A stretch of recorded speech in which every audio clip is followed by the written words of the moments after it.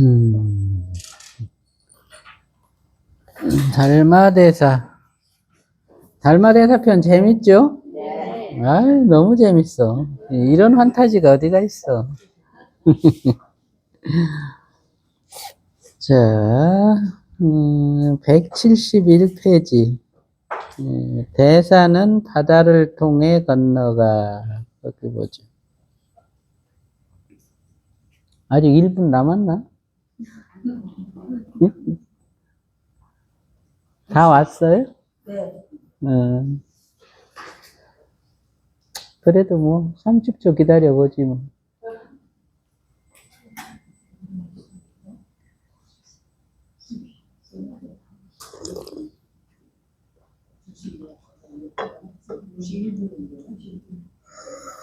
아, 2시 됐네, 이제. 자, 보죠. 대사는 바다를 통해 건너가 3년이 지나서야 남해에 다다르니 이때가 양의 보통 8년 정미년 9월 21일이었다. 광주 자사 소양이 주인의 예를 갖추어서 영접하고는 무제에게 표를 올려서 보고했다. 무제는 보고를 받고는 사자에게 조서를 주어서 맞아들이니 10월 1일에 금능에 도착하였다. 선사는 양나라 스님 보창의 숙법기를 근거로 삼아 정종기를 지으면서 말하기를 달마대사는 양나라 무제 보통 원년 경기에 이 나라에 들어왔다. 그러나 그 해는 곧 후이 효명제 정광 원년이다라고 하였다. 숭선사가 이제 그렇게 얘기했다는 거죠. 가령 이 기록이 같다면 나중에 인멸하고 무덤을 열어본 일 따위의 연도와 서로 꼭 맞는다. 그렇다면 여기에서 말한 보통 8년 정미 9월 21일에 남해에 이르렀고 10월 1일에 금능에 이르렀다고 하는 것은 매우 잘못된 말이다. 보통 8년 3월에 이미 연호를 대통 원년으로 고쳤으니 그렇다면 9개월의 차이가 있으므로 보통 8년이라고 말하는 것은 옳지 않다. 남해는 지금의 광주로 금능과의 거리는 수천리나 된다. 그런데 자사가 주청하여 보고하고 무제가 조서를 내려 달마를 맞이한 기간이 불과 10일 동안이었으니 그 먼 금능까지 어떻게 10일 동안에 갈 수 있다는 말인가. 또 남사 소양의 본전에 의하면 소양이 광주자사를 역임했다는 말이 없고 단지 왕무의 전기 끝부분에 광주 장사 소양이란 말이 있을 뿐이다. 그러나 어느 때 광주 자사로 있었는지 알 수가 없으므로 여기에서는 말하지 않는 것이 좋겠다. 다만 남해에 이른 때는 양나라 보통 원년이었다. 광주 자사가 예를 갖추어 영접하였으며 표를 올려 무제에게 아뢰자 무제가 표를 읽고는 사신을 보내 조서를 가지고 가서 영접하게 하였는데 10월 1일에 금능에 이르렀다고만 해두는 것이 좋겠다. 무슨 뭐 내막이 있구먼요. 그래서 이제 달마가 무제를 만났어요. 그래서 이제 무제가 대사에게 물었어요. 짐이 왕위에 오른 이래로 절을 짓고 경전을 쓰고 스님을 양성한 것이 셀 수 없는데 어떤 공덕이 있어? 대사가 대답했다. 아무 공덕도 없습니다. 어찌하여 공덕이 없소? 이는 다만 인간과 하늘의 작은 과보를 받는 유루의 원인일 뿐이니 마치 그림자가 형상을 따르는 것과 같아서 있는 듯 하나 실답지가 않습니다. 어떤 것이 진실한 공덕이요? 청정한 지혜는 묘하고 원만해서 체가 스스로 비고 정멸하니 이러한 공덕은 세상법으로는 구하지 못합니다. 무제가 다시 물었다. 어떤 것이 성제의 제일가는 뜻이요? 확연하여 거룩함도 없습니다. 짐을 대하고 있는 이는 누구요? 모릅니다. 무제가 알아듣지 못하자 대사는 근기가 개합하지 않음을 알았다. 그달 19일에 몰래 강북을 돌아서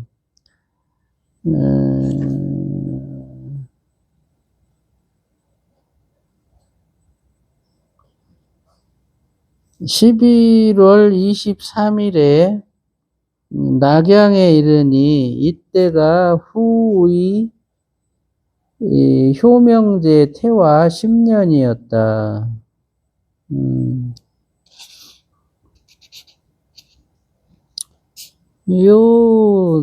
이 달마대사하고 이 양무제 사이에 이 문답은 아주 유명한 문답이죠. 그래서 짐이 왕위에 오른 이래로 절을 짓고 경전을 쓰고 스님을 양성한 것이 셀 수 없는데 어떤 공덕이 있어? 그러니까 이제 대사가 아무 공덕도 없다 이렇게 얘기를 했죠. 어찌해서 공덕이 없느냐? 그거는 이제 유루복이다. 유루복일 뿐이지 무루복은 아니다. 이제 그래서 무루복의 관점에서는 아무 공덕이 되지 않는다. 이제 이렇게 대답한 거예요. 그러니까 이제 그러면 어떤 것이 진실한 그 무루의 공덕이냐? 양무제가 이렇게 이제 물었던 거고, 이렇게 무루 공덕이라고 하는 것은 결국에는 이 본성을 보고 정멸상을 인식하고 하는 이것이 곧 무루복이다 이렇게 얘기를 하죠. 그래서 청정한 지혜는 묘하고 원만해서 체가 스스로 비고 정멸하니 그래서 이게 이제 스스로 비고 정멸한 이제 우리식으로 얘기하면 무념과 정멸상이다. 이제 적상과 정멸상이다. 이런 얘기죠. 이러한 공덕은 세상법으로는 구하지 못합니다. 무제가 다시 물었다. 어떤 것이 성제 제일인가? 그 무념과 정멸상이라고 하는 것은 확연하지만 거기에 거룩함도 없다. 따로 그 거룩함이라는 것이 무념과 정멸상에는 없다. 이제 그런 뜻이죠. 짐을 대하고 있는 이는 누구냐? 이제 달마는 모른다 이렇게 대답을 했어요. 이렇게 대답을 했죠.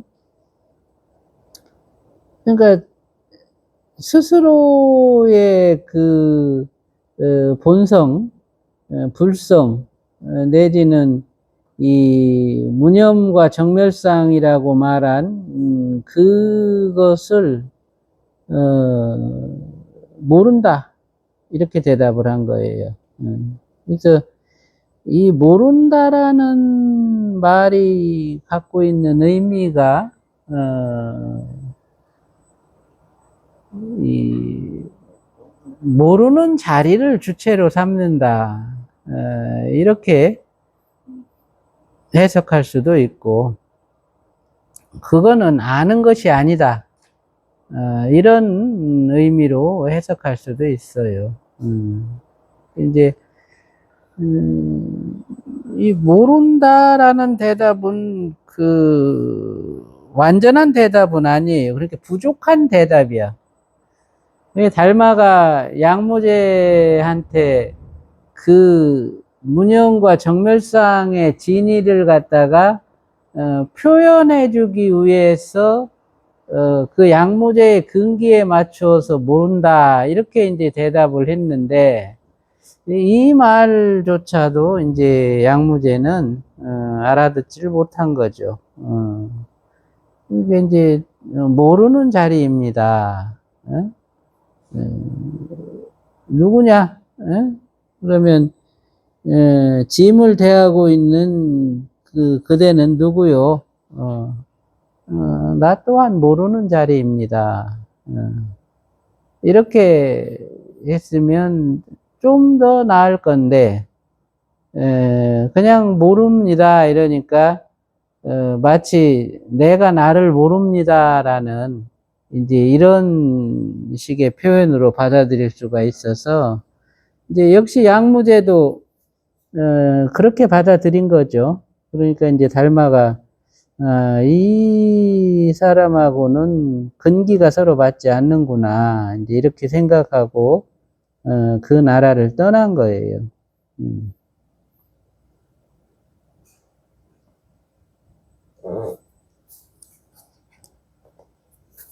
그 후 숭산의 소림사에 머물렀는데 벽을 대면하여 앉아서 종일토록 침묵을 지키니 아무도 그 연유를 아는 이가 없어서 그를 일러 벽을 보는 바라문이라 하였다. 당시 신광이라는 활달한 스님이 있었다. 그는 오랫동안 낙양에 살면서 온갖 서적을 많이 읽고 현묘한 이치를 잘 이야기하곤 하였다. 그는 늘 이렇게 탄식하였다. 공자와 노자의 가르침은 내절, 술수, 풍류, 법규뿐이요. 장자와 주역 따위의 글은 묘한 이치를 다하지 못했다. 요사이 듣건대 달마대사가 소림사에 계시면서 찾아가는 사람을 맞이하지 않고 현묘한 경지를 이룬다고 했다. 그리하여 달마대사에게 가서 아침 저녁으로 섬기고 물었으나 대사는 늘 단정히 앉아서 벽을 바라볼 뿐이어서 아무런 가르침도 듣지 못했다. 신광은 스스로 이렇게 생각하였다. 옛사람이 돌을 구할 때에는 뼈를 깨트려서 골수를 빼내고 피를 뽑아서 주린이를 구제하고 머리털을 펴서 진흙탕을 덮고 벼랑에서 떨어져 굶주린 호랑이를 먹였다. 옛사람도 이러하였거늘 나는 또 어떤 사람이란 말인가.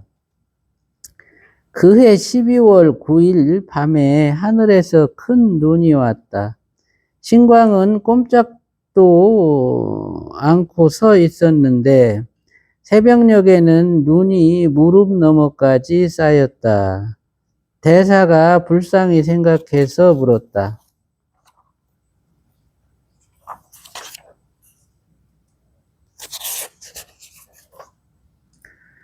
그대는 오랫동안 눈 속에 서서 무엇을 구하려고 하는가? 신광이 슬피 울면서 말했다. 바라옵건대 화상께서는 자비를 베푸시어 감로의 문을 열어서 온갖 중생들을 널리 제도해 주소서. 대사가 대답했다. 부처님들의 의없는 묘한 도는 오랜 겁을 부지런히 정진하면서 행하기 어려운 일을 행하고 참기 어려운 일을 참아야 하거늘 어찌 작은 공덕과 작은 지혜와 경솔한 마음과 교만한 마음으로 진승을 바라는가 헛수고를 할 뿐이다. 신광이 달마대사의 훈계를 듣자 슬며시 칼을 뽑아 자신의 왼쪽 팔을 끊어서 대사의 앞에 놓으니 대사는 비로소 그가 법기인 줄 알고서 말했다. 부처님들이 처음 도를 구하실 때는 법을 위해 몸을 잊었다.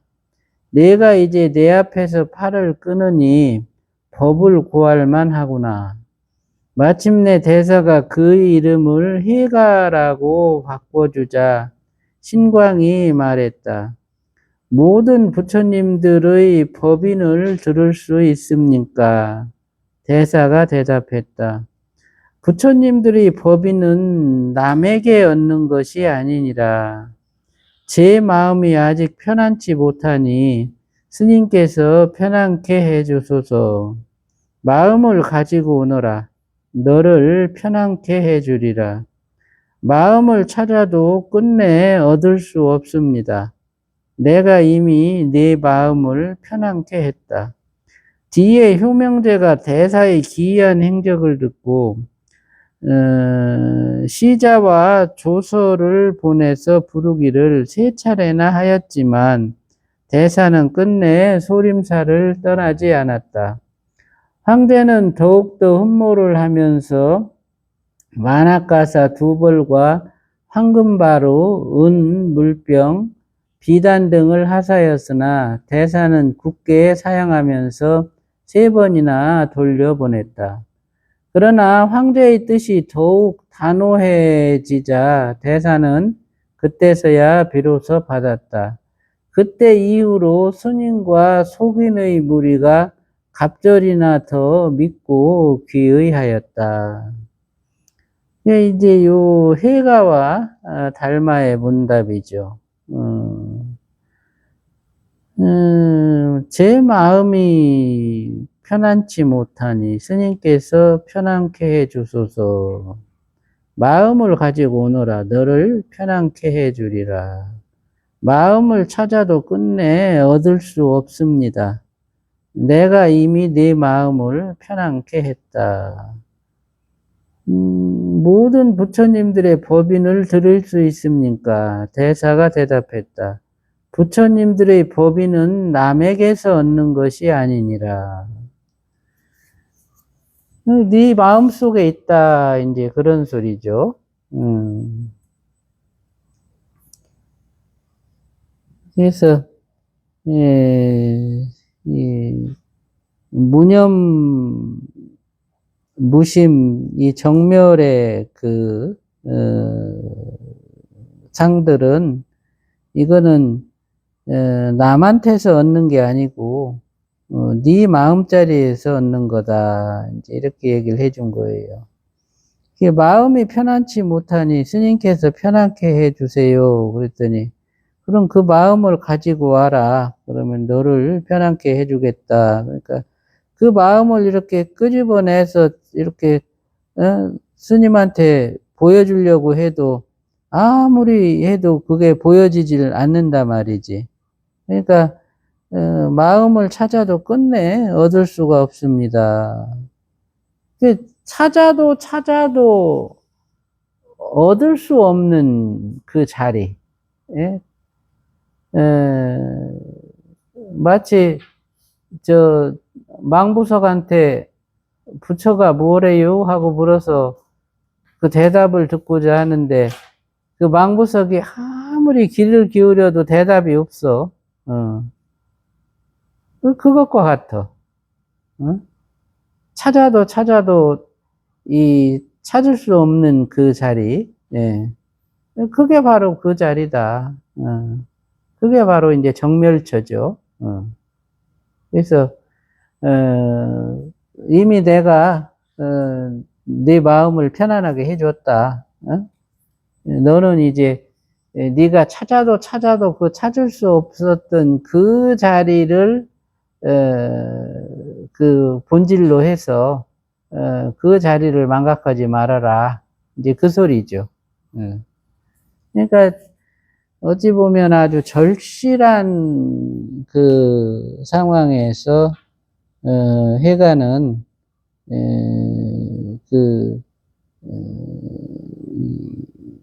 형상 없는 자리, 그 정멸처를 갖다가 이제 인식을 한 거예요. 그래서 요것이 이제, 중국식 조사선의 그, 요체가 되는데, 우리는 무념처, 무심처, 정멸처를 이렇게 이제 뚜렷이 이렇게 인식하면서 이제 심상화에서 표상화에서 본질화라는 이런 단계를 거쳐서 그거를 구체화시켜 가는데, 이 조사선의 가풍은 그런 과정이 없이 그저 모르는 자리, 또는 이와 같이 아무리 찾으려고 해도 찾을 수 없는 자리, 이것을 갖다가 이제 요체로 해서 그것에 대한 본질화 작업을 해가는 것이 이제 조사선의 이제 요지라고 할 수가 있어요. 그래서 이제 이것이 대를 이어서 이제 육조 해능까지도 가고, 이제 그 대해 종고까지도 이제 가는 거죠. 그래서 그런 이제 요것이 이제 중국식 조사선의 한 방법이 됐다. 지금 요 대목들이. 그래서 이제 이와 같이 깨달은 해가는 그 밑에 제자한테도 이 정멸처라는 거를 같은 방법으로 가르치는 거예요. 그래서 그것에 이렇게 딱 개합하면 옳다, 이렇게 인정을 해주고, 그것에 이제 개합하지 못하면 또 그거를 갖다가 이제 인정해주지 않고. 그러니까 이거는 딱 끊어진 자리야. 아는 자리가 아니고 모르는 자리고, 인식으로 헤아려서 보는 자리가 아니고 인식이 끊어진 자리. 그거를 갖다가 이제 지각하고 그것에 대한 지각력을 갖다가 키워가는 것으로 보임을 하는 그런 이제 방법이죠.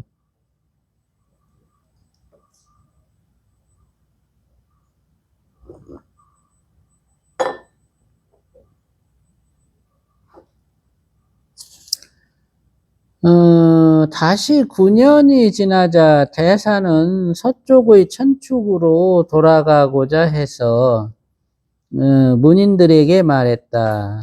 때가 되었다. 너희들은 어찌하여 각기 얻은 바를 말하지 않는가?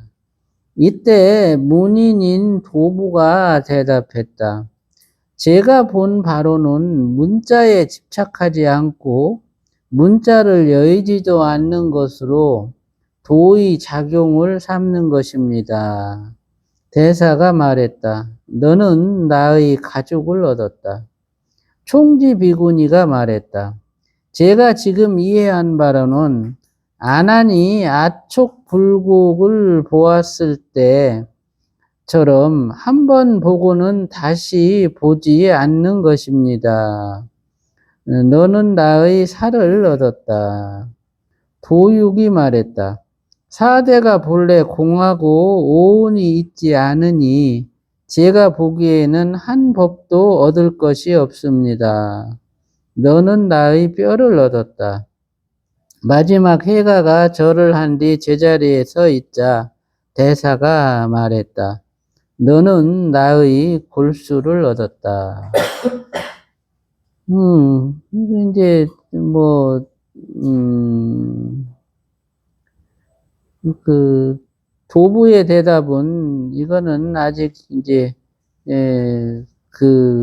이 문안에 들어온 그런 대답은 아니죠. 문자에 집착하지도 않고 문자를 여의지도 않는 것으로 도의 작용을 삼는다. 이거는 이제 이해의 범주에 있는 거예요.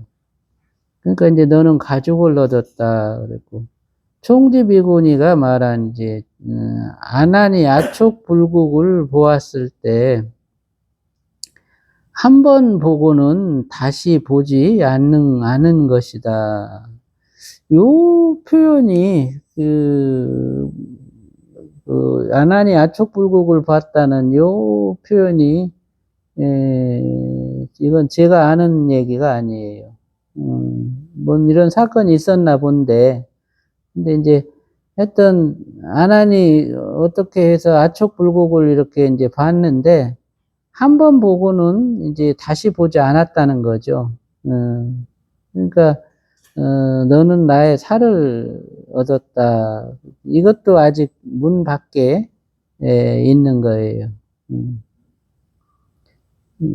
아직 그 본질을 보지 못한 것이다.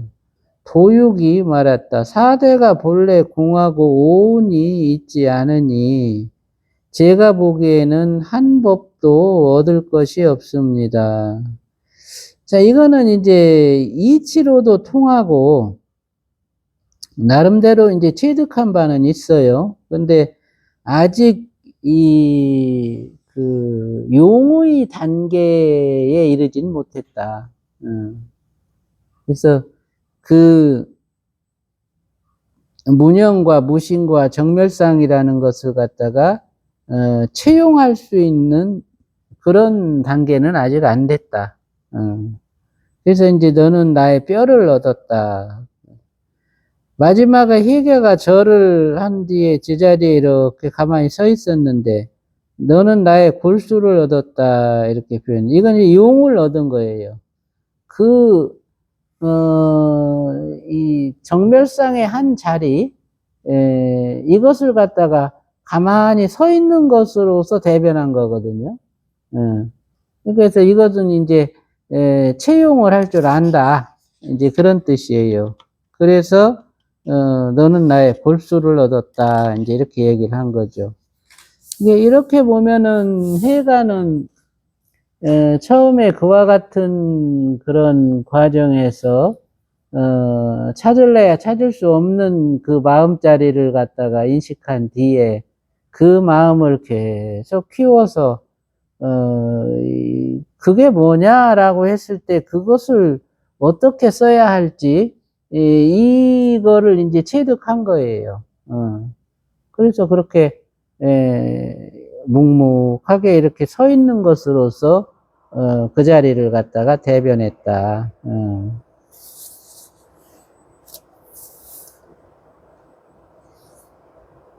그리고는 다시 해가를 돌아보면서 말했다. 옛날에 열애께서 정법안장을 가섭대사에게 전했는데 차례차례 부축해서 나에게까지 이르렀다. 내가 이제 그대에게 부축하니 그대는 잘 수호해서 지켜야 한다. 그리고 너에게 가사를 전해서 법의 신표로 삼나니 제각기 표시하는 바가 있음을 마땅히 알아야 한다. 해가가 말했다. 스승께서 자세히 설명해 주십시오. 대사가 대답했다. 안으로 법인을 전해서 깨달은 마음과 계합하고 밖으로 가사를 부축해서 종지를 확정한다. 후세 사람들이 얄팍하게 갖가지 의심을 다투어 일으키면서 나는 인도 사람이고 그대는 이곳 사람인데 무엇으로서 법을 증득했다는 것을 증명하리요 라고 할 것이니 그대가 지금 이 옥과 법을 받아두었다가 뒤에 환란이 생기거든 이 옥과 내 법의 계속만을 내놓아서 증명을 삼으면 교화하는 일에 지장이 없으리라. 내가 열반에든지 200년 뒤에 옷은 더 이상 전해지지 않겠지만 법은 항아사 모래알 같이 많은 세계에 두루하리라. 그래서 도를 밝힌 이는 많아도 도를 행하는 이는 적으며 이치를 설하는 자는 많아도 이치에 통한 자는 적을 것이다. 하지만 잠잠히 부합하고 비밀이 증득하는 이가 천만이 넘으리니 그대는 도를 드날릴 때에도 깨닫지 못한 일을 가벼이 여기지 말라.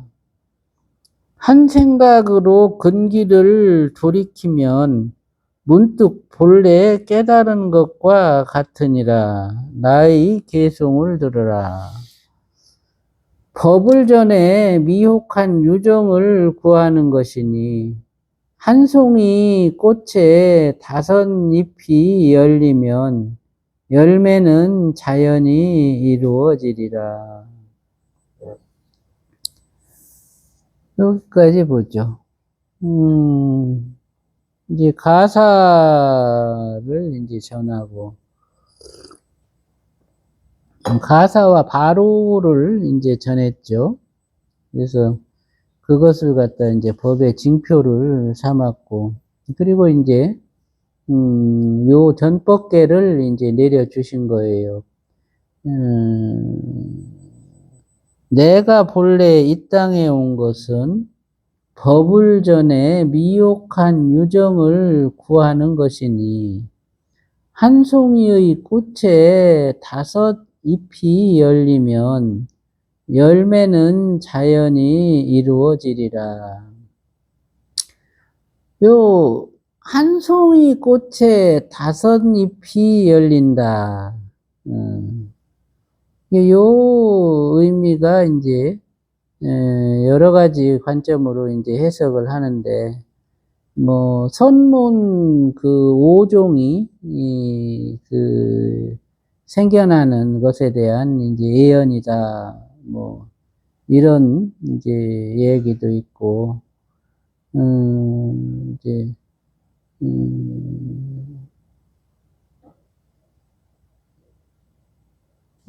이제 이 한 송이 꽃에 5잎이 열린다라는 것은, 이거는 이제 그 사성제에서 그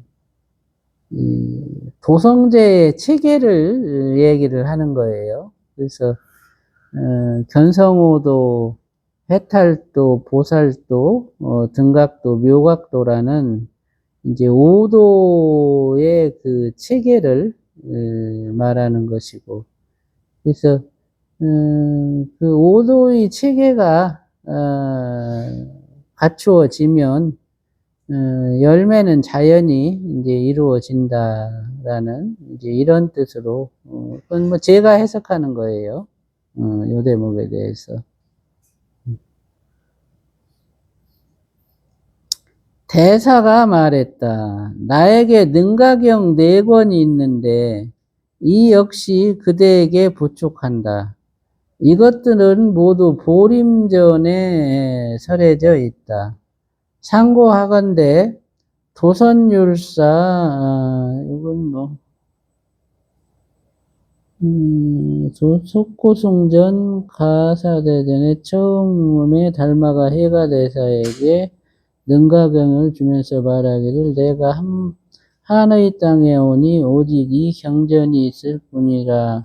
그대는 이것에 의지해 수행하면 자연히 세상을 제도하리라고 하였다고 하였으니, 만일 이 전의 말대로라면 이조가 아직 법을 얻기 전에 달마가 능가경을 주어서 보게 했음이 틀림없다. 전등록에서는 법을 부축하고 옷을 전한 후에 해가다사에게 나에게 능가경 4권이 있으니 또한 너에게 주었다라고 한 것은 잘못된 것이리라. 또한 나에게 능가경이 있다고 한다면 세상에는 없는 것 같이 되어버리니 이것은 다만 마조의 말에 의거한 것이다. 또 능가경의 중생의 마음 바탕으로 인친다라는 말을 인용한 것은 이치에 해가 없을 듯하다. 하여튼 뭐 능가경에 대한 이런 주장이 있구먼요. 이것은 열애께서 마음의 본바탕을 가르치신 요긴한 법문으로서 중생들로 하여금 깨달아 들도록 열어 보이신 것이다. 내가 여기에 온 뒤에 5차례나 독에 맞았는데 내가 항상 스스로 꺼내서 시험해 본 결과 돌에다 놓으면 돌이 깨졌었다.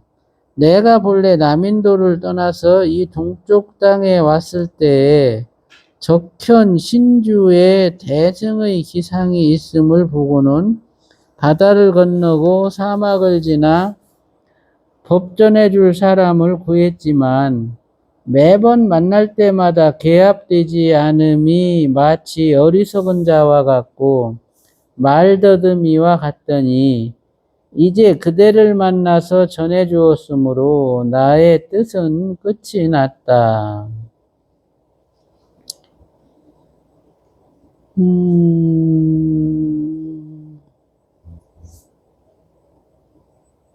다시 또 부연이 있는데 별기에서 말하기를 대사는 처음에 소림사에서 9년을 머무시면서 제2조에게 법을 설하고 가르쳐 말하기를 바깥의 모든 연을 쉬고 안으로 헐떡이는 마음이 없고 마음이 벽 같아야 도에 든다고 하였으니 해가가 갖가지로 마음 성품의 이치를 말했으나 모두 개합하지 못했다.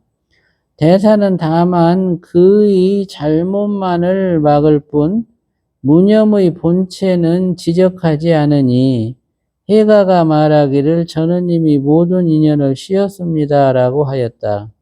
대사가 묻기를 단멸이 되지는 않았는가 라고 하니 해가가 대답하기를 단멸이 되지는 않았습니다 라고 하였다. 대사가 다시 묻기를 어찌하여 단멸이 아닌 줄 아는가 라고 하니 해가가 대답하기를 오묘하게 항상 알기 때문에 말로는 미치지 못합니다 라고 하였다.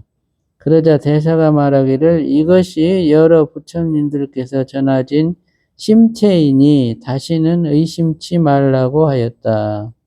말을 마치고는 무리를 거느리고 우문의 천성사로 가서 사흘을 묵었다. 그러니까 이제 요 내용을 보면은 이제 그 해가가 달마대사를 모시면서 계속 이렇게 무념, 무심, 정멸상에 대한 그런 이제 지도를 받았네요. 그래서 요 마지막에 단멸이 되지는 않았느냐 하는 이 말이 이제 뭐냐면 그 한 자리, 무념이면 무념만을 취해서 거기서 머물지 않느냐. 또 무심은 무심만을 취해서 거기에서 머물지 않느냐. 또는 이제 정멸은 정멸만을 취해서 거기에서 머물지 않느냐 이런 뜻이에요. 그러니까 그 각성이 본성을 이루는 세 가지 요소를 놓고서 때로는 지하고 때로는 관해야 되는데 그 지와 관을 병행해서 대사행을 하지 못하고 어느 한 곳에 이렇게 국집해 있는 것이 아니냐 이런 뜻이에요. 그래서 이제 이 단멸에 빠지게 되면 결국에는 이 본성을 이루는 세 가지 체, 이 삼보를 갖다가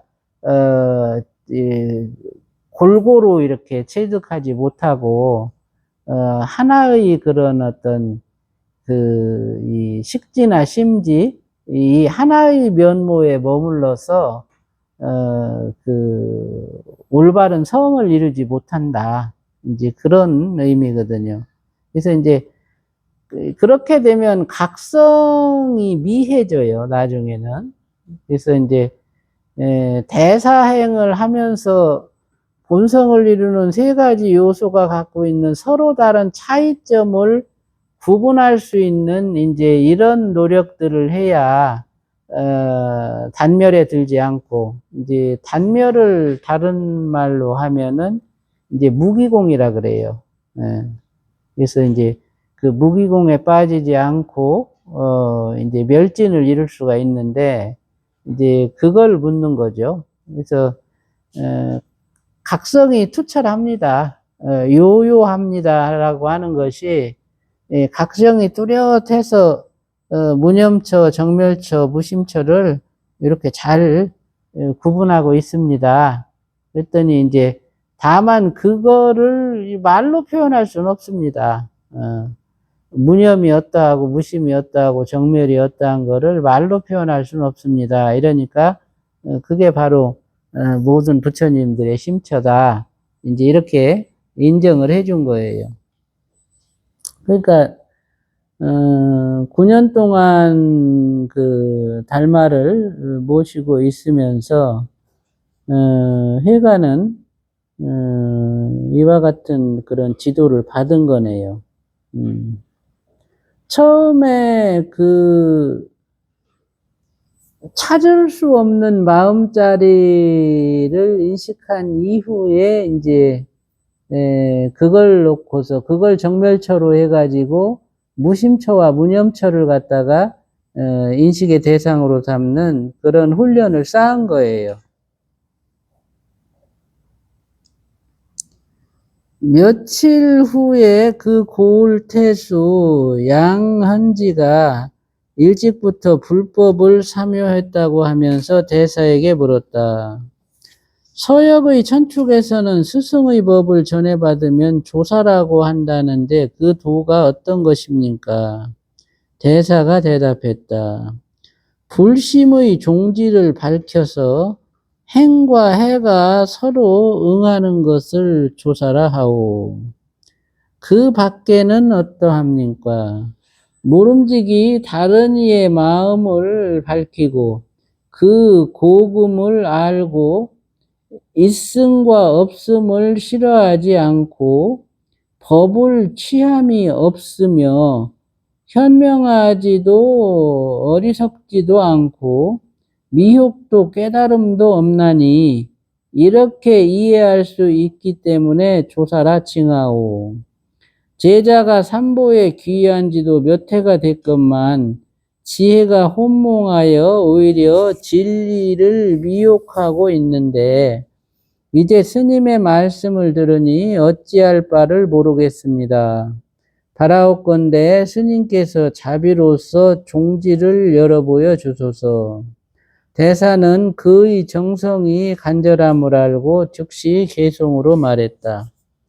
악을 보고도 싫다는 생각을 내지 않고 선을 보고도 부지런히 하려고 하지 않으며 지혜를 버리고서 어리석음에 다가가지도 않고 미혹을 버리고 깨달음에 나아가지도 않네. 대도를 통달하며 한량을 초월하고 부처의 마음을 통달하며 한도를 넘어서네.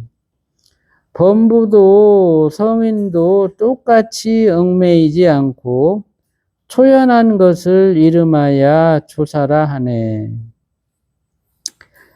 양현지가 개송을 듣고 슬픔과 기쁨이 뒤섞여서 말했다. 바라옵건대 대사께서 세간에 오래 머무시면서 뭇 유정들을 교화해 인도하소서.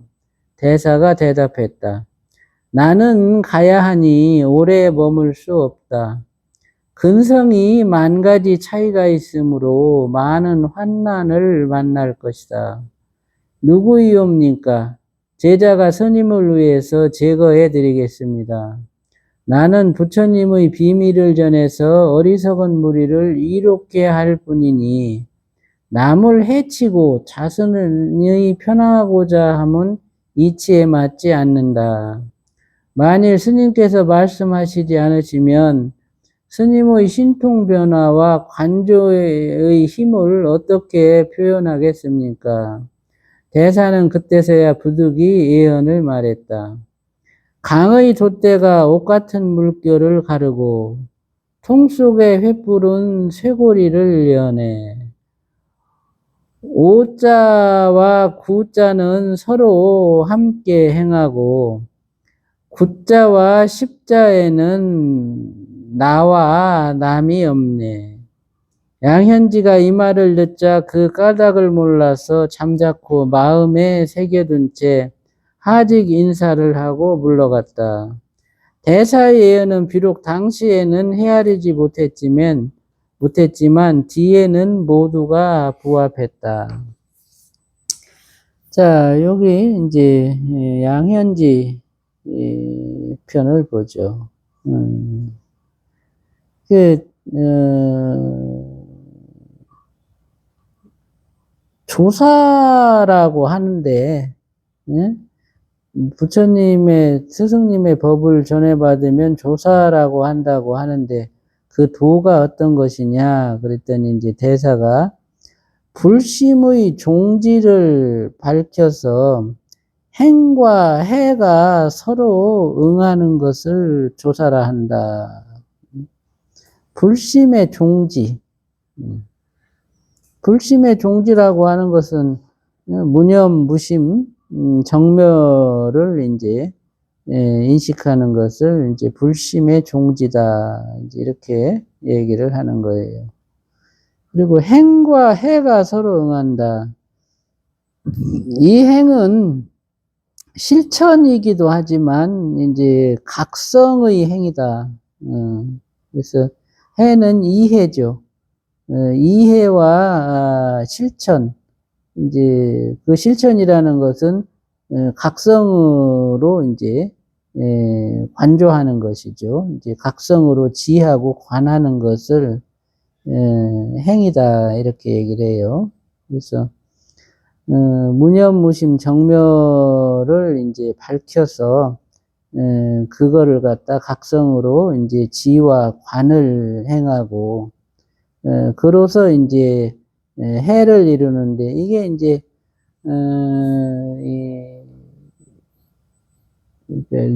리법계의 해죠.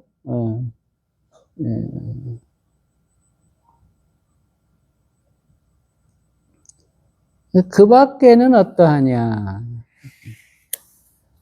모름지기 다른 이의 마음을 밝히고 그 고금을 알고 있음과 없음을 싫어하지 않고 법을 취함이 없으며 현명하지도 어리석지도 않고 미혹도 깨달음도 없나니 이렇게 이해할 수 있기 때문에 조사라 한다. 이렇게 요 앞에 요거는 이제 이무예고 이법계의 이무예고 요거는 이제 사법계의 사무예예요. 그래서 이제 다른 이의 마음을 밝히고 그 고금을 알고 있음과 없음을 싫어하지 않고 법을 취함이 없으며 그 법을 취함이 없다고 하는 것은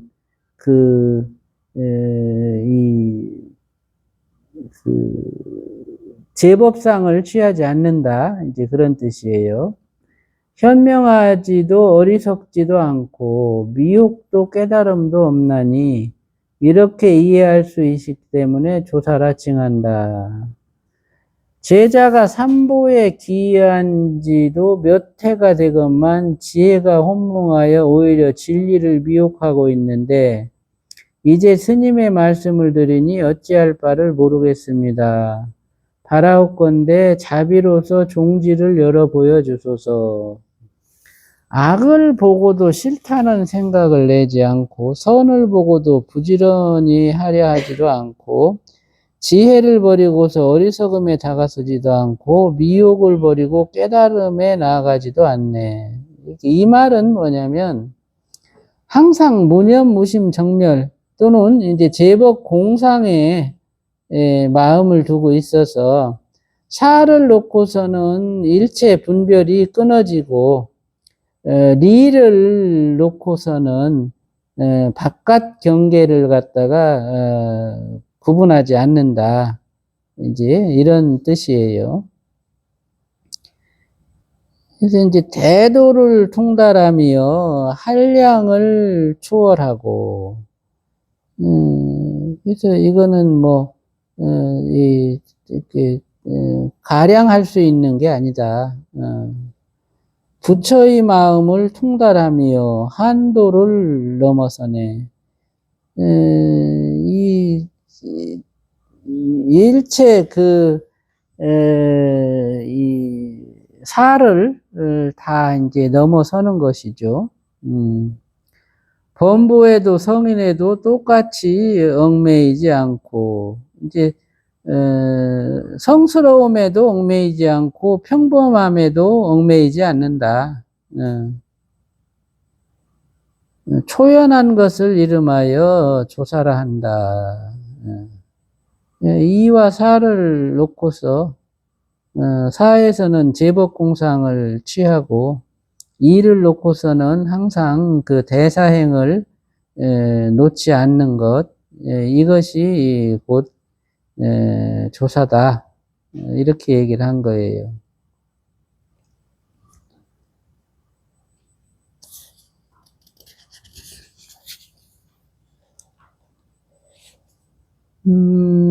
강의 돛대가 옷 같은 물결을 가르고 통 속에 횃불은 쇠고리를 여네. 이게 이제 달마대사가 이제 떠나고 난 뒤에, 달마대사가 이제 바다를 건너가고 나서 이제 달마가 그 사신을 만나죠. 총령에서. 그때 이제 집신 한 짝을 들고 갔는데, 와서 보니까 달마가 죽어서 묻혔다고 하는데 자기는 달마를 만났으니 이제 얘기 그럼 묘를 파보자. 그래갖고 이제 묘를 파보는 거예요. 그랬더니 관 속에 집신 한 짝만 있었던 이제 그 사건이 이게 관을 여는 이제 그 장면을 얘기하는 거죠. 오자와 구자는 서로 함께 행하고 구자와 십자에는 나와 남이 없네. 요게 이제 뒤에 이 사건에 대한 얘기가 나와요. 당시 의씨가 불법을 받들어서 고명한 스님들이 숲처럼 많았는데 광통율사와 보리류지 삼장은 스님들 가운데 봉황이고 난조였다. 그러나 그들은 대사가 도를 연설할 때에 형상을 배척하고 바로 마음을 지적하는 것을 보고 매양 대사와 토론을 벌여서 시비가 일어났다. 대사가 현묘한 교화의 바람을 멀리 떨치고 법의 비를 두루 뿌리자 그들은 치우치고 옹색한 마음으로는 감당할 수 없음을 깨닫고서 앞다투어 해치려는 마음을 일으켜 자주 독약을 음식에 넣었다. 그 일이 6차례에 이르렀을 때 이미 교화의 인연도 다하였고 법전할 사람도 만났으므로 더 이상 독약에서 벗어나지 않고 단정히 앉아서 열반하니 이때가 후의의 효명제 태화 19년 병진년 10월 5일이었다. 속법기에 의하면 10월 5일은 곧 휴의 장제의 영한 원년이다. 즉 양의 대통 2년 무신의 해이다. 그 해는 또 명제 무대 원년이다. 2월에 명제는 붕어하고 4월에 장제가 지구하여 건의로 연호를 고쳤다. 뒤에 말하기를 그대의 임금이 세상을 버렸다.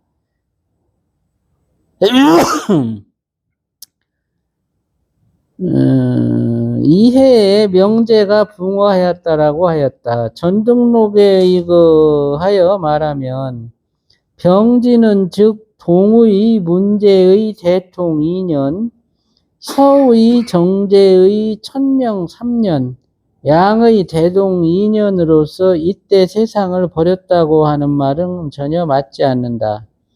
또 태화 19년은 곧 후의 문제 때이며 남제의 명제 건무 2년 을해년이다.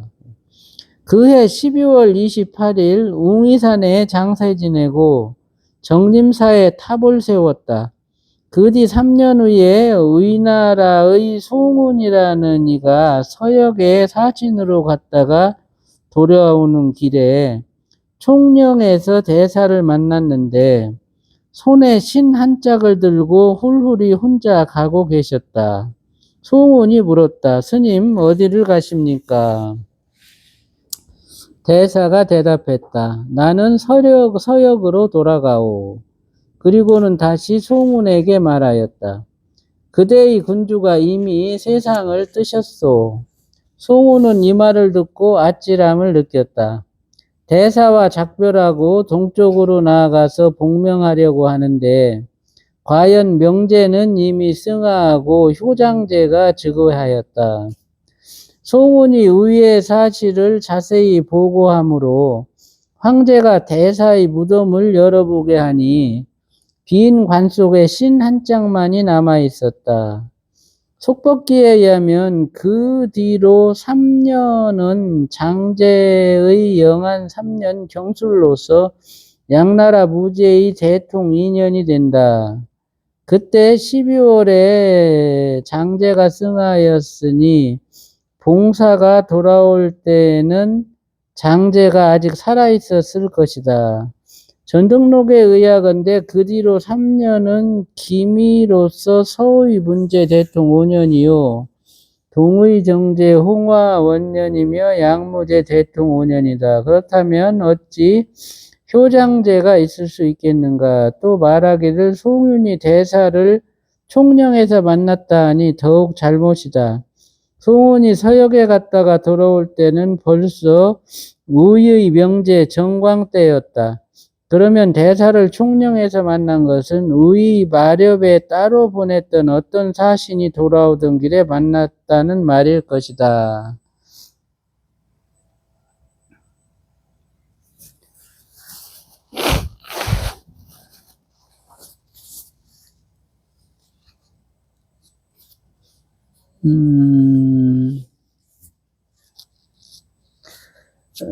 그러나 여기서는 다음과 같이 고쳐 말하는 것이 좋을 것이다. 그 뒤로 3년에 우이의 사신이 서역에 갔다 오다가 대사를 총령에서 만났는데 손에는 신 한 짝을 들고 훌훌히 혼자 가고 있었다. 사자가 묻기를 스님 어디로 가십니까? 라고 하자 대사가 대답하기를 서천으로 간다. 그리고 그대의 임금은 벌써 세상을 뜨셨다라고 하였다. 사신이 이 말을 듣고 아찔하여 부지런히 동으로 가서 국왕께 복면하니 명제는 이미 승하하고 효장제가 등극해 있었다. 봉사가 위의 사실을 자세히 아뢰니 황제가 무덤을 열어보게 하였는데 빈 관에 신 한 짝만이 남아 있었다. 온 저정이 경탄한 나머지 황제의 병을 따라 남은 신을 가져다가 소림사에서 공양하였다. 당의 개원 15년 정묘년에 도를 믿는 이들을 위하여 오대산 화엄사에 은물이 모셨다고 하는데 지금은 어디에 있는지 모른다. 처음에 양무제가 대사를 만났을 때에는 인연이 맞지 않았는데 그가 위나라에서 교화를 편다는 말을 듣고는 손수 대사의 비를 지으려 하였으나 그럴 겨를이 없었다가 나중에 소문의 일을 듣고서야 비로소 이루었다. 대종이 원각대사라는 시효를 내리고 타포는 공관이라 하였다. 대사가 위나라의 병진년에 입적하신 해로부터 송의 정덕 원년 갑진년까지는 467년이 된다.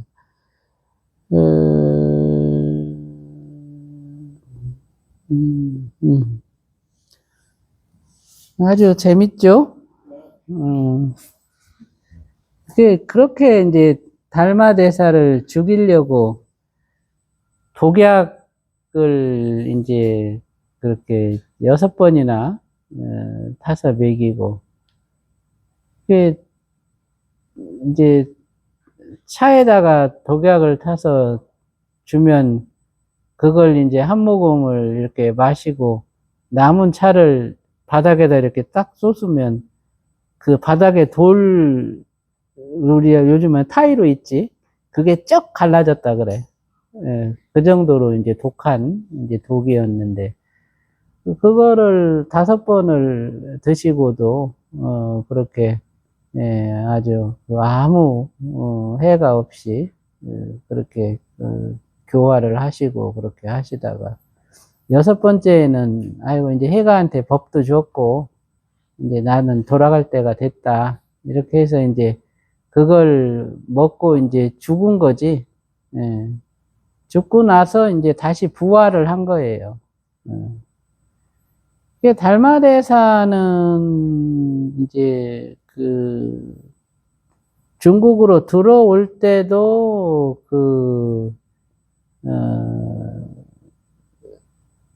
자기 몸을 종남산 신선한테 이제 뺏기고 종남산 신선의 몸속에 들어가서 이 양나라로 왔고, 이게 그것도 그냥 그렇게 한 게 아니고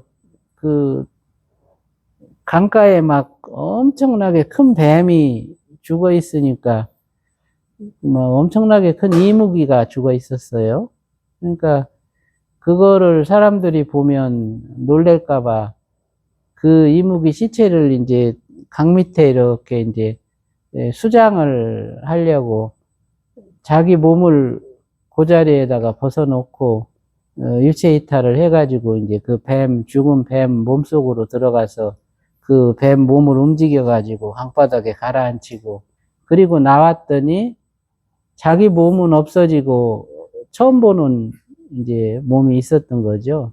그래서 그게 이제 그 종남산에 당시에 이제 신선이 살고 있었는데 그 몸이 이제 수명이 다해서 이제 죽을 때가 돼가지고 이게 이제 어디 좀 새 몸이 있으면 좋겠다 이러고 있었는데 아주 본래 달마대사는 생긴 것도 잘생기고 키도 훤칠했대요. 인도 사람이니까.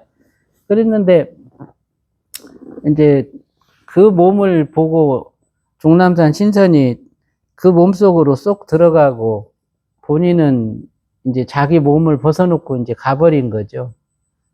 그거를 뭐 탓하지 않고 달마대사는 다시 그 몸속으로 들어가서 이제 그 몸을 가지고 중국으로 온 거예요.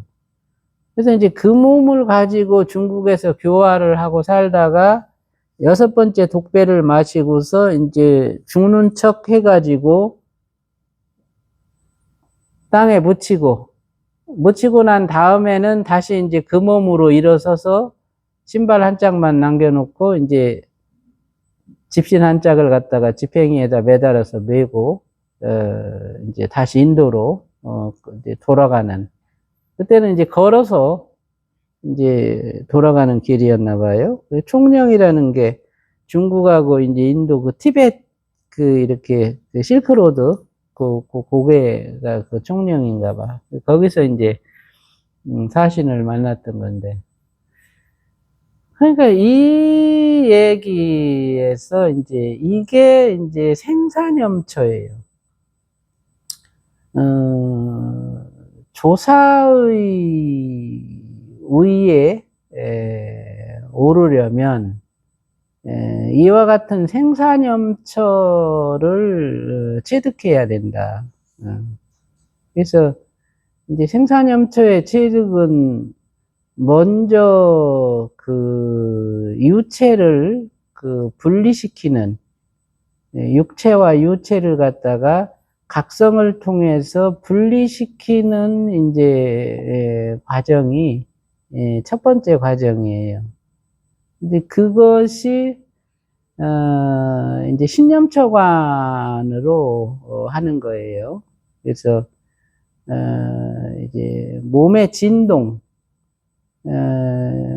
몸에서 진동을 일으키는 거는 엄지발가락 끝에서부터 진동을 일으켜서 몸 전체로 진동을 확장시키는 방법이 있고, 이제 이근자리에서 뼈의 진동을 갖다가 일으켜서 뼈를 타고 몸 전체를 갖다가 진동시켜서 몸 전체를 이제 진동으로 일률화시키는 이제 그런 방법이 있어요.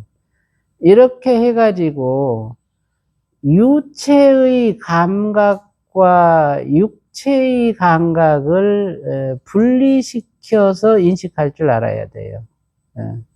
그래서 보통 지금 우리는 이제 육체의 피부 감각을 촉으로 삼잖아요.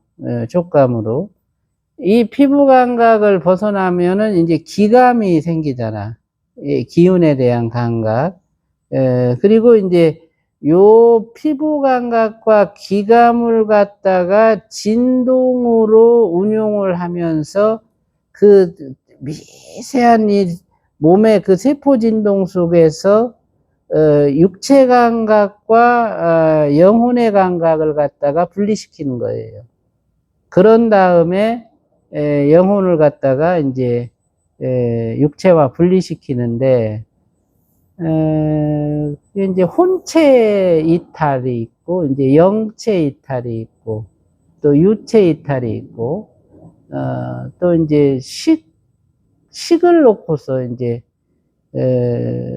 영체 이탈 같은 경우는 안식만 분리시키는 경우가 있고, 이식만 분리시키는 경우가 있고, 안이비설신이를 다 분리시키는 경우가 있고, 이제 혼체 이탈 같은 경우는 특정한 몸의 부위만 분리시키는 법이 있고, 또 이제 특정한 감정만 분리시키는 법이 있고, 이제 이런 그 방법들이 있어요. 그리고 이제 유체 이탈 같은 경우는 이제 전체를, 영혼을 이제 싸고 있는 그 주머니, 그게 이제 백의 몸이죠. 이제 유체라고 하는 것은 그 백의 몸을 이제 육체에서 분리시키는 방법인데, 그것도 자기 생기를 어느 정도 그 육체에다 남겨놓고 분리시키는 법이 있고, 자기 생기를 갖다가 다 끊어버리고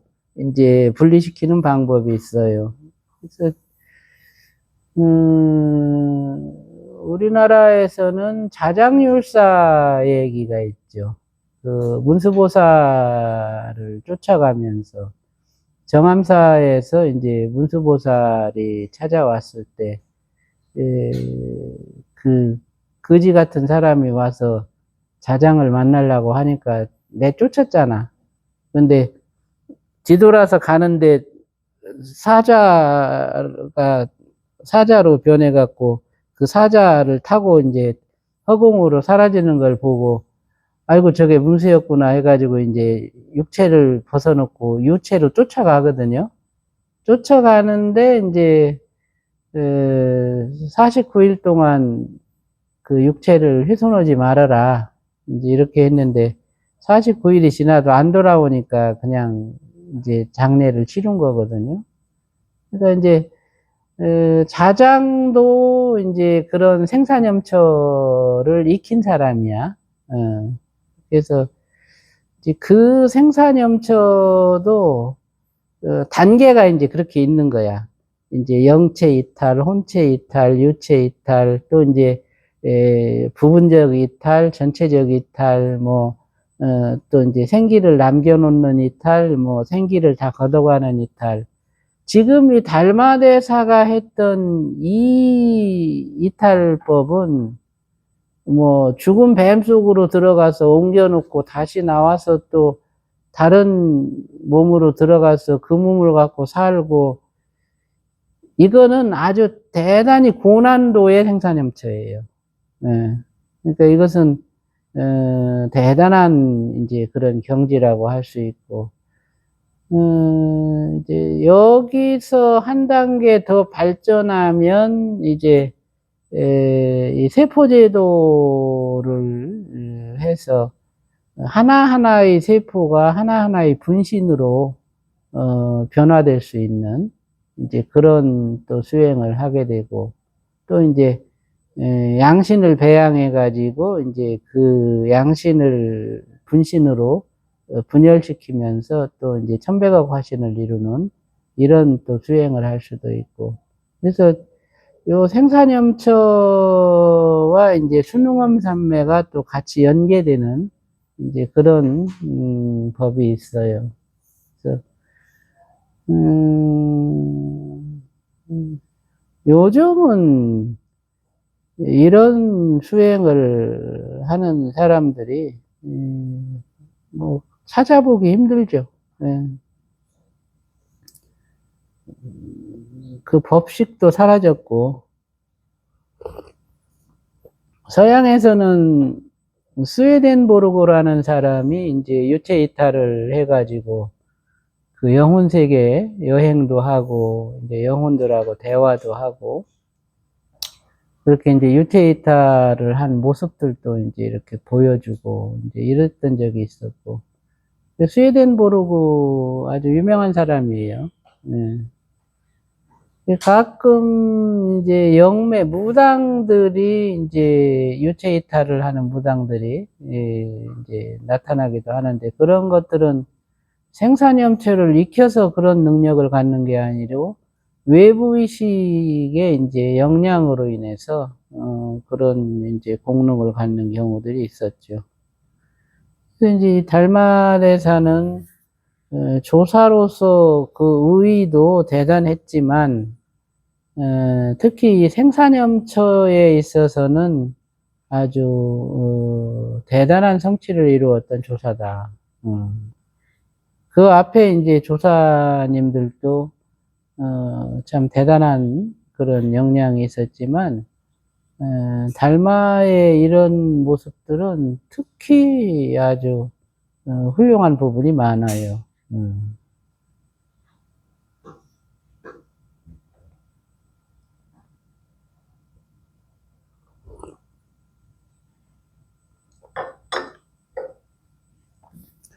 달마대사 했던 재밌었죠?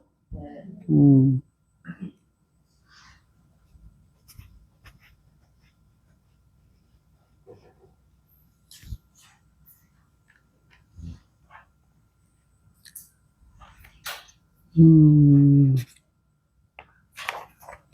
해가 됐어. 해가도 좀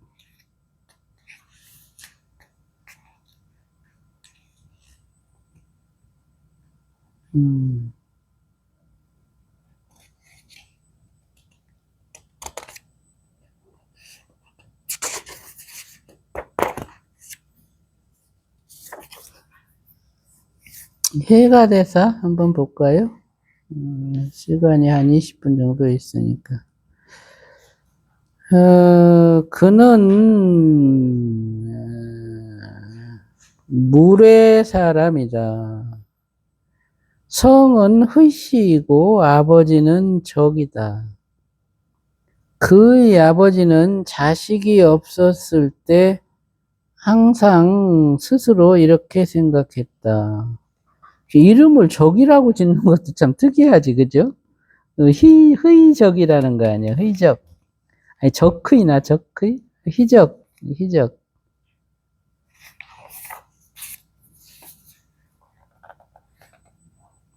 우리 집이 항상 착한 일을 받들어 행하였는데, 어찌 아들이 없는가?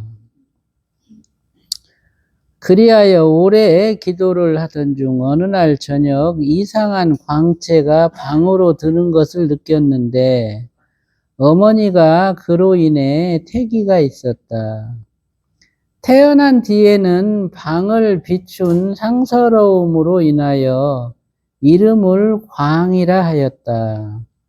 어릴 때부터 의지와 기상이 특출나서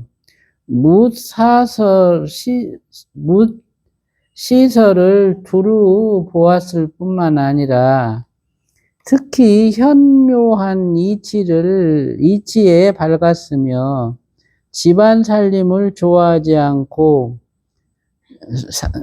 산천에 놀기를 좋아하였다.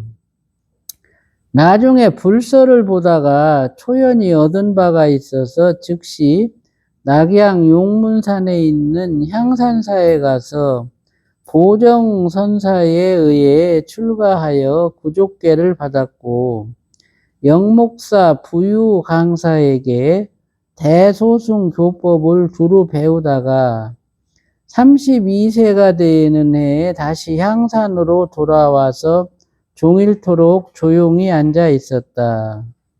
그로부터 8년이 지난 어느 날 정멸의 침묵 속에서 한 신인을 만났는데 그가 이렇게 말했다. 과를 얻고자 한다면 어찌 여기에만 머물러 있는가? 대도는 먼 곳에 있지 아니니 그대는 남쪽으로 가라. 광은 신의 도움임을 깨닫고서 그로 인해 이름을 신광이라 고쳤다.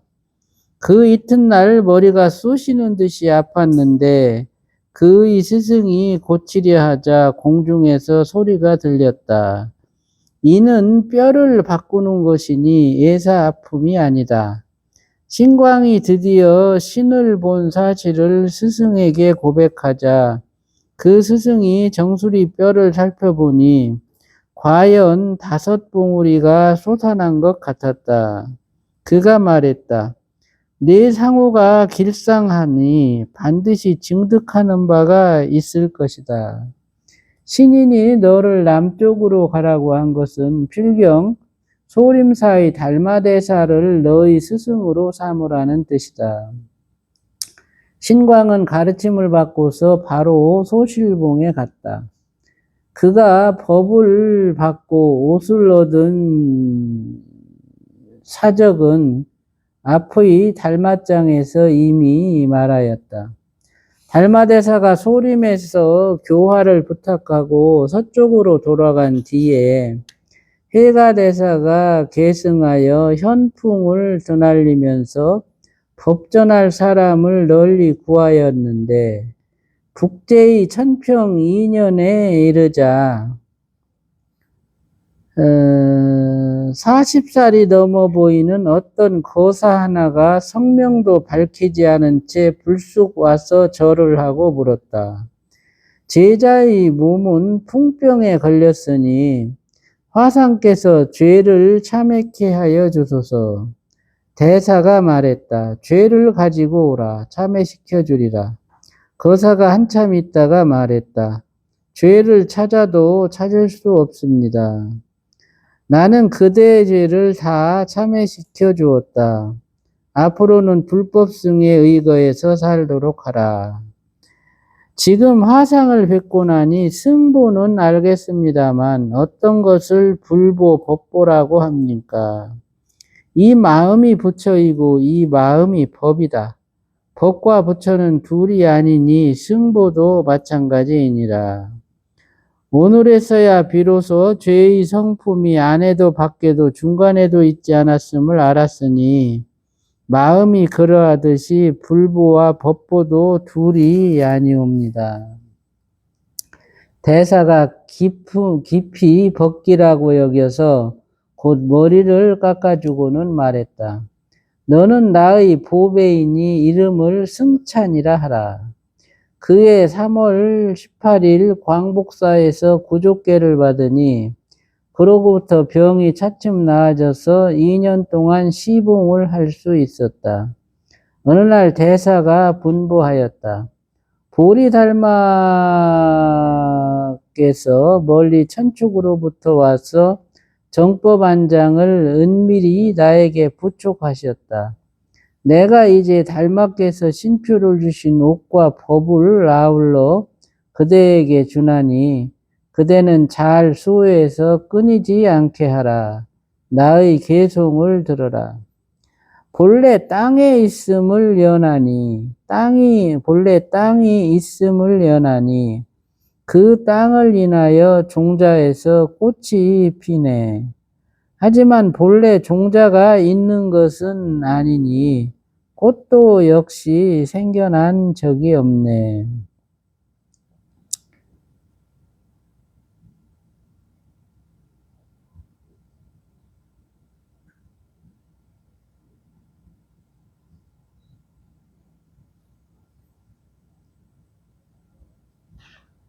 대사가 옥과 법을 부촉한 뒤에 다시 말했다.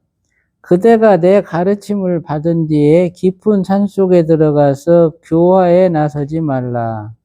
머지않아 국난이 있으리라. 승찬이 물었다. 스승께서는 미리 아시니 바라건대 가르침을 내려주소서. 내가 아는 것이 아니다. 이는 달마대사께서 바냐다라 존자의 예언을 전하시기를 마음속은 길하나 겉모양은 흉하다라고 한 것인데 내가 횟수를 따져보니 요즘에 해당한다. 마땅히 앞에 한 말을 잘 생각해서 세상의 재난에 걸리지 않게 하라. 하지만 나 역시 전생의 허물이 있어서 지금 갚아야 한다. 잘 가고 잘 행하다가 때를 기다려 전해주어라. 대사가 법을 부촉한 뒤에 업도에서 형편에 따라 설법을 하는데 이름으로 연설함에 사보대중이 귀의하였다. 이와 같이 34전을 지내고는 드디어 빚을 감추고 자취를 감추고 겉모양을 바꾸어 술집에도 들기도 하고 고깃간을 지나기도 하고 거리의 잡담을 익히기도 하고 품팔이를 하기도 하니 사람들이 이상히 생각하여 이렇게 물었다. 스님은 도인이신데 어찌하여 이런 짓을 하십니까? 대사가 대답했다. 내는 스스로 마음을 조복하였으니 어찌 너희들과 같이 일에 걸림이 있겠는가? 또 대사가 관성현 광고사의 산문 밑에서 의없는 도를 이야기하자 듣는 이가 숲처럼 많았다. 이때 변화법사가라는 이가 그 절에서 열반경 강의를 하였는데 그의 학도들이 대사가 천양하는 법을 듣고 차츰 옮겨가자 변화는 분함을 참지 못하여 고을의 수령인 적중간에게 무고하였다. 적중간은 그의 삿된 말에 속아서 대사에게 그릇된 법으로 가하였고 대사는 태연히 목숨을 마치니 진실을 아는 이는 애빚을 갚았다고 하였다. 당시의 나이는 107세였고 그때는 수의 문제 개황 13년 개축 3월 16일이었다.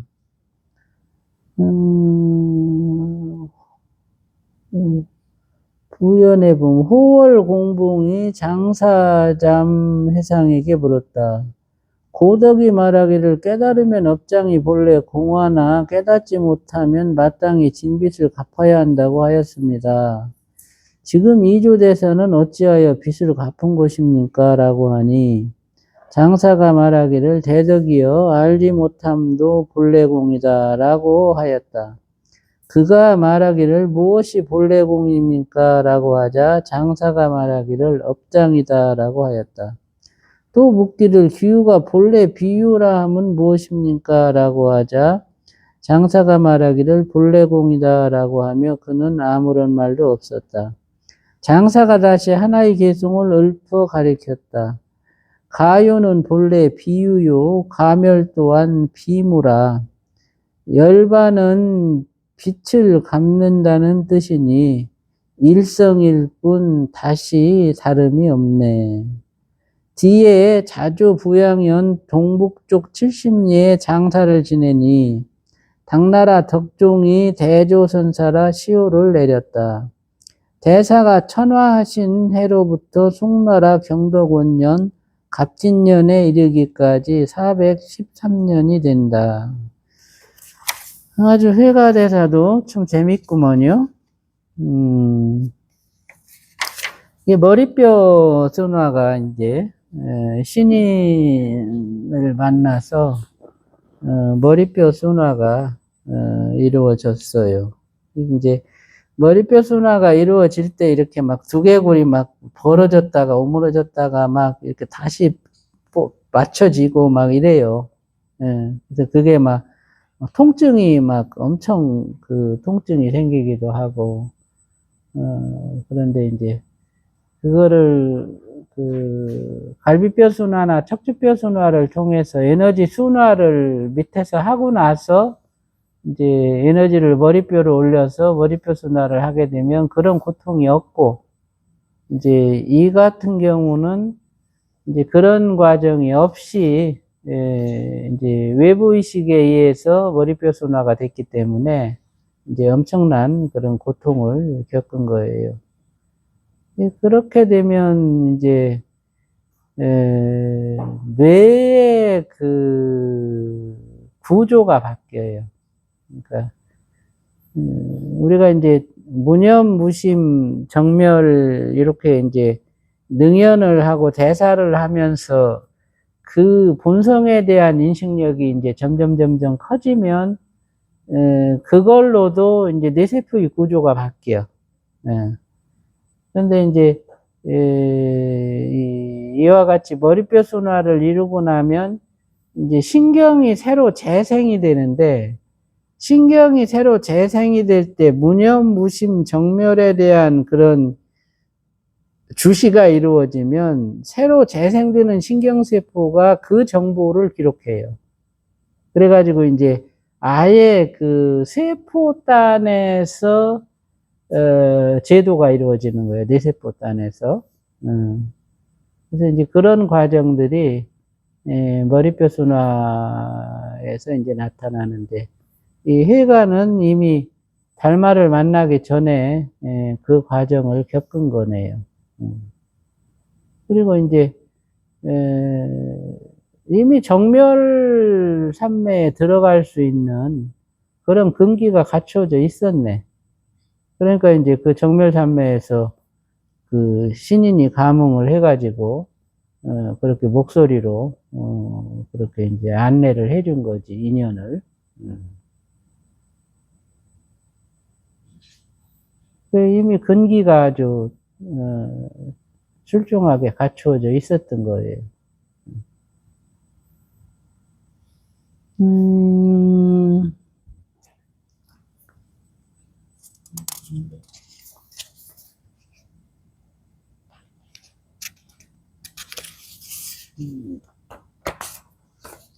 개성을 보면 이제 본래 땅이 있음을 연하니, 본래 연유지,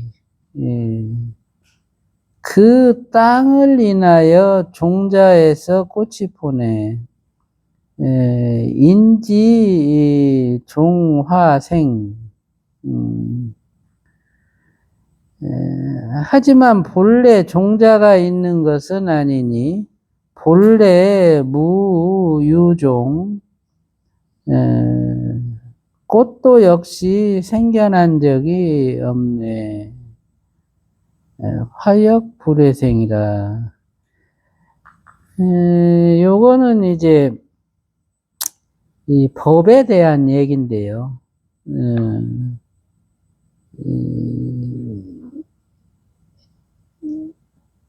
땅이라고 하는 거, 이제, 본래 연유지라고 하는 것이, 이 마음 땅을 말하는 거예요. 그래서, 마음 땅이라는 게 이제 연해서 생겨난 거지. 그러니까, 무념초와 무심초가 연해서 본성이라는 마음 땅이 생겨난 거잖아. 그래서 인지 종화생, 그 마음 땅 안에서 이제 꽃이 핀다. 그러니까 결국에는 이제 생명이 그 마음 땅 안에서 이제 생명의 꽃이 피어난다. 이제 그런 소리예요.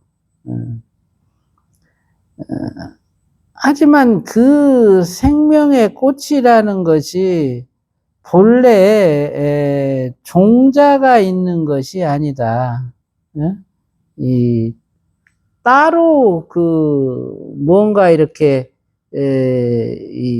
있어서 거기서 생명이 생겨나는 게 아니다 그 말이에요. 그거는 이제 해가가 그 과정까지를 들여다봤을지 모르겠어. 자, 이렇게 이제 천장이 있고 바닥이 있어요. 그러면 하나의 밝은 성품이 이제 일정한 그 이 간격을 두고 이제 생성이 돼서 먼저 생성된 밝은 성품과 나중 생성된 밝은 성품이 서로 부딪힘의 대상이 되면 당기는 힘, 미는 힘, 중간 힘이라는 세 가지 힘으로 인해서 공간 구조가 만들어져요. 그 세 종류 에너지로 인해서. 그래서 이제 그렇게 갖추어진 공간 구조에다가 지극히 깊숙하게 관하는 마음, 이것으로서 이제 땅의 형체를 만들고, 이거를 침잠이라 그래. 예를 들어 가지고 정멸상을 놓고서 그것을 깊숙하게 이렇게 지극하게 들여다봐. 이게 침잠이요. 그러면 이거 여기서 심의 바탕이 생기는 거예요. 그리고 정멸상을 놓고서 가볍게 이렇게 이제 주시를 해. 이것에서 부유가 나와. 이것이 이제 시계 바탕이 만들어지는 이제 과정이에요. 이렇게 해가지고 이제 그 심의 바탕과 시계 바탕이 만들어지는 그 방법으로 소위 미는 힘을 이제 지극하게 관해서 침잠을 시키면 그것이 땅이 되고, 당기는 힘을 갖다가 가볍게 관해서 부유하면 그것이 하늘이 돼. 그리고 그 정멸상을 갖다가 지극하게 이렇게 세워주면 그것이 하늘과 땅 사이의 공간이 되는 거예요. 이렇게 해가지고 하나의 공간 구조가 만들어져. 그러니까 본성을 이루는 세 가지 요소에서부터 세 종류 에너지가 만들어지고, 세 종류 에너지를 놓고서 침장과 부유, 그리고 정멸의 인식을 통해서 하늘과 땅과 공간 구조가 만들어진다. 그 상태에서 이제 능연으로 똑같이 심의 바탕과 시계 바탕을 정멸에 대한 침장과 부유로서 만들어내면 그것이 곧 생명의 씨앗이 돼요. 그래서 이제 하나의 공간 구조 안에서 우리가 여기 방이라고 삼명선언의 방을 하나의 세계라고 생각한다면, 하나의 세계 안에서 저 골뱅이 같은 것들이 저렇게 나타나고 이렇게 나타나서 얘들이 서로 만나면 생명이 되는 거야. 어? 개체 생명이. 그래서 이제 그 세계 안에 생명이 출현을 하는데, 세계 안에 생명이 출현할 때는 그 세계를 창조한 사람이 능연으로도 출현시킬 수 있고 수연으로도 그 생명이 출현할 수 있다. 이제 능연으로 출현된 생명들은 각성이 투철하고, 수연으로 출현한 생명들은 각성이 미혹해서 거기서 이제 귀와 천이 나타난다. 귀천이 나타나요. 그렇게 이제 세계가 벌어지는 거야. 그래서 그와 같은 그런 그 이치로서 그 본성의 구조가 세계의 구조가 되고, 세계 안에서 생명이 출현하는데, 심의 바탕과 시계 바탕이 능연이든 수연이든 이렇게 서로 연해서 개체 생명이 나타나는 것은 본래 종자에서 나타나는 게 아니고 그 또한 연으로 나타나는 것이다, 그거요. 그 씨앗이 따로 별도로 이렇게 있는 게 아니고, 이제 그걸 얘기하는데, 이 해가가 그 과정을 다 들여다 봤을까?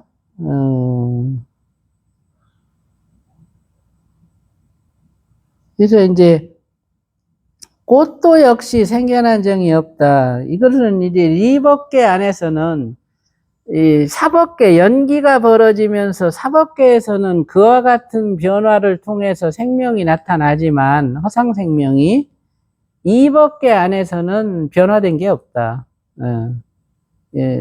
소위 본성으로 이루어진 그 리법계 안에서는 연기도 없고 생겨난 것도 없다.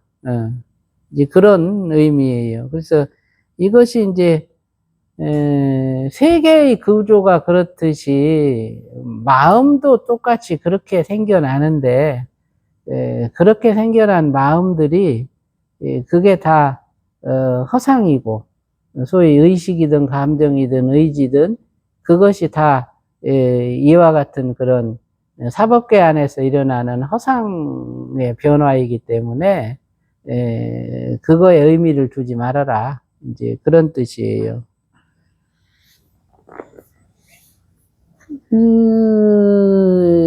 그 육조의 그 제자, 그 사람이 나중에 이 연기의 과정을 이제 자기 나름대로 그와 같이 저수를 하게 되는 게, 이 해가에서부터 그 부분이 계속 전승된 것이 아닐까, 이런 생각도 드네요. 왜 그러냐면 이 사람이 뭐 유교, 불교, 도교 막 사상을 막 총nhập 했잖아, 그지? 많은 이제 공부를 해가지고 자기 스스로가 이렇게 정멸삼매를 얻을 정도로 그런 성취를 이제 달마대사를 만나기 전에 이미 이루었는데, 그러다 보면 이 사람은 대단히 호기심이 많았던 사람이고, 당연히 우주가 어떻게 생겨났을까? 이 생명이 어떻게 시작이 됐을까? 이런 질문을 했을 것 같아, 자신한테. 그래서 이제 이 달마대사한테 깨달음을 얻고 난 다음에 이 본성의 구조를 갖다가 스스로가 들여다보고, 이 연을 통해서 본성이 이루어진 이런 과정도 가르침을 받았고, 이러다 보니까 나중에 말년에서는 이런 이제 깨달음이 있지 않았을까, 이제 이런 생각도 들고요. 아무튼 재밌네, 요거는. 여기 이제 깨달은 자는 인과가 없다. 그게 맞는 얘기인가? 그 업은 받아요. 부처님이 되고 나서도, 마지막으로 해결하지 못했던 업, 그거를 갖다가 한 달 동안 말밥을 먹는 거로 그 마지막 업보를 갖다가 이제 해결을 하거든요. 그래서 이제 어떤 왕이 초대를 했는데, 초대를 해놓고 문을 안 열어줘. 그래갖고 한 달 동안 밖에서 기다리다가 아주 안 하니 탁발을 가도 아무도 먹을 걸 안 주는 거야. 그래가지고 그 말먹이 있잖아, 말밥. 그 말먹이를 갖다가 이제 그 거칠은 건 골라내고 고운 것만 이렇게 골라가지고 죽처럼 끓여서 이제 부처님을 드렸는데, 안 하니 먹어보니까 막 도저히 지는 못 먹겠어, 이거. 근데 부처님은 맛있다고 잘 드셔. 도대체 부처님 이게 뭐가 맛있다고 이렇게 맛있게 드십니까? 하고 이제 안 한다고 얘기를 하니까, 이게 내가 부처가 되고서도 갚지 못한 인과가 딱 하나가 있었는데, 이 마지막 인과다. 그래서 내가 그거를 갚으려고 지금 이걸 한다. 그 도대체 어떤 인과입니까? 그랬더니 그 왕이 이제 그 전생에 어떤 보살님이 출연했을 때 그 보살님을 공양하려고 이제 막 이렇게 막 성도 막 청소도 하고 막 꽃길도 만들고 막 꽃잎도 뿌려놓고 막 별 이제 치장을 다 했는데 그때 이제 자기가 그 왕을 보고 도대체 깨달은 자를 영접하는데 이게 뭐 이런 그 난리 법구석을 치냐. 뭐 깨달은 자가 뭐 이런 걸 바라고 이런 대접을 바라느냐. 이러면서 이제 비방했던 적이 있다는 거야. 그래가지고 그 과보를 못 갚았는데 지금 내가 갖고 있다 그거를. 그래서 이제 요 과보만 지나면 나는 이제 이 열애장계와 아무런 과보가 없다. 이렇게 얘기하신 적이 있거든요. 그러니까 부처님도 그 업보 스스로가 지었던 그것에 대한 과보는 부처가 돼서도 받는 거야. 그러니까 깨달으면 과보를 벗어난다라는 것은 그것은 리법계에 대한 얘기고 본성 안에선 과보가 없어. 근데 의식, 감정, 의지로 이루어진 이 사법계에서는 인과응보가 있다. 그래서 부처가 사법계에서 행을 할 때에는 사법계의 인과응보를 따르게 된다. 부처도. 깨닫는 자도 마찬가지예요. 그런 이제 논란이 있었다.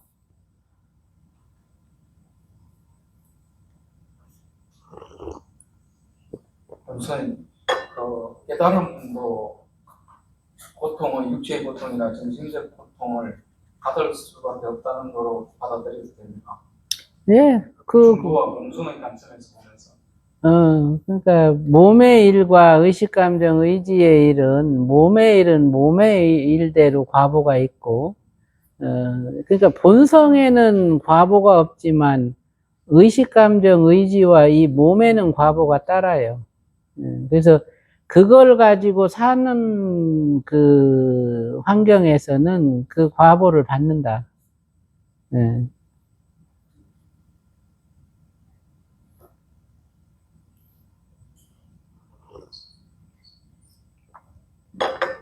여기까지 하죠.